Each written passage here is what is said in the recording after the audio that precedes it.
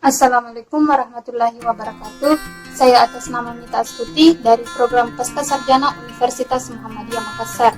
Nah, di sini dalam rangka untuk menyelesaikan salah satu tugas saya pada mata kuliah manajemen pemasaran, maka saya akan sedikit menjelaskan terkait dengan pemasaran global. Sebagaimana yang telah kita ketahui bersama bahwa pemasaran global memiliki tujuan untuk menciptakan nilai pelanggan dan keunggulan persaingan dalam rangka melayani secara fokus.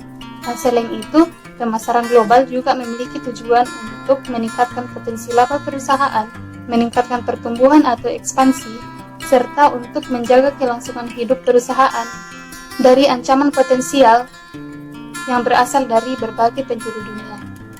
Nah, dalam pemasaran global terdapat beberapa istilah yang penting untuk kita ketahui, seperti lokalisasi global. Nah, lokalisasi global sering disebut dengan istilah localization yang mengacu pada individu, kelompok, divisi, unit, ataupun komunitas yang ingin mewujudkan pernyataan tentang berpikir secara global dan bertindak secara lokal.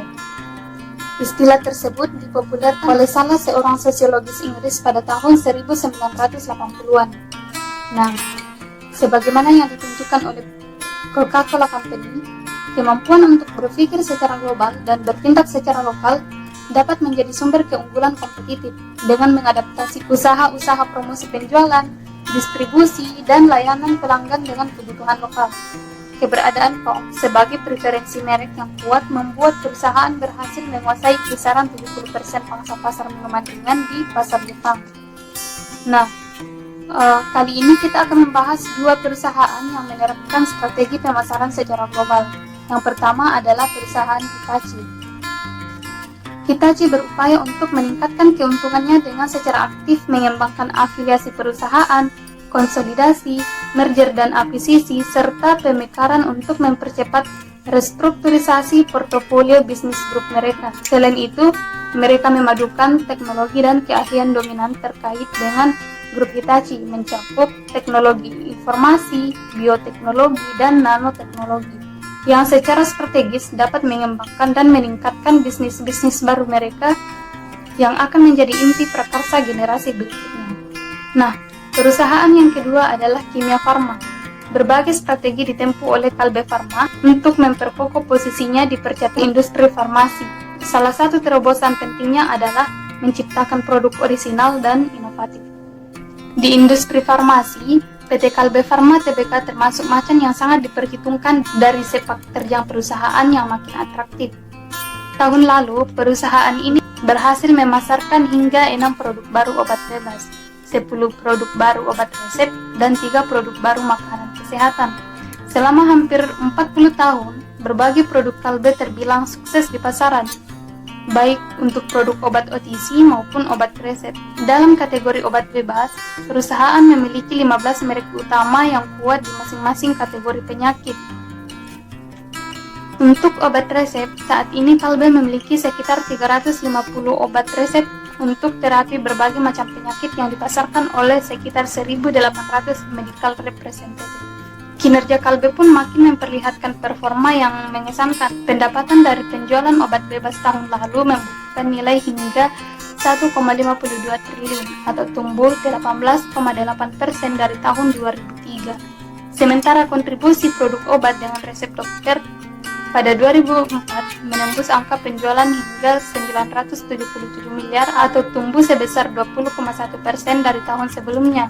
Dengan visi perusahaan yang menargetkan bisa eksis sebagai pemain global, pada tahun 2000, Kalbe mulai memberi perhatian lebih besar pada pasar internasional. Awalnya, perusahaan melempar produk ke pasar ASEAN seperti Malaysia dan Singapura, kemudian melebar hingga ke Afrika Selatan. Nah, selain lokalisasi global, terdapat pula beberapa istilah yang penting untuk kita ketahui. Di antaranya adalah etnosentris. Etnosentris merupakan suatu asumsi atau keyakinan bahwa negeri asal sendirilah yang unggul. Dalam perusahaan etnosentris, operasi di luar negeri dianggap kurang penting dibandingkan domestik dan terutama dilakukan untuk melempar kelebihan produk domestik. Selanjutnya adalah polisentris. Polisentris adalah keyakinan yang didasari bahwa setiap negara itu adalah unik dan berbeda. Secara utuh, setiap negara dapat meraih sukses dan menyesuaikan diri dengan perbedaan unik dari setiap negara lain. Karena pada tahap polisentris, anak perusahaan didirikan di pasar luar negeri. Setiap anak perusahaan bekerja secara independen dan menetapkan tujuan dan rencana pemasaran sendiri. Pemasaran diorganisasikan dengan dasar negara per negara, dengan setiap negara mempunyai kebijakan pemasaran. Selanjutnya adalah regiosentris. Dan regiosentris adalah perusahaan yang memandang wilayah regional dan seluruh dunia sebagai suatu pasar, mencoba mengembangkan strategi pemasaran terpadu regional atau dunia. Regiosentris merupakan orientasi geosentris yang terbatas pada suatu wilayah regional. Artinya, manajemen harus mempunyai suatu pandangan dunia ke arah wilayah regional, tapi akan memandang sisa dunia dengan orientasi etnosentris atau polisentris atau kombinasi keduanya. Nah, itulah tadi pemaparan singkat saya terkait dengan pemasaran global. Mohon maaf atas segala kekurangan. Billahi fisabilillahil haq, astagfirullahaladzim. Assalamualaikum warahmatullahi wabarakatuh.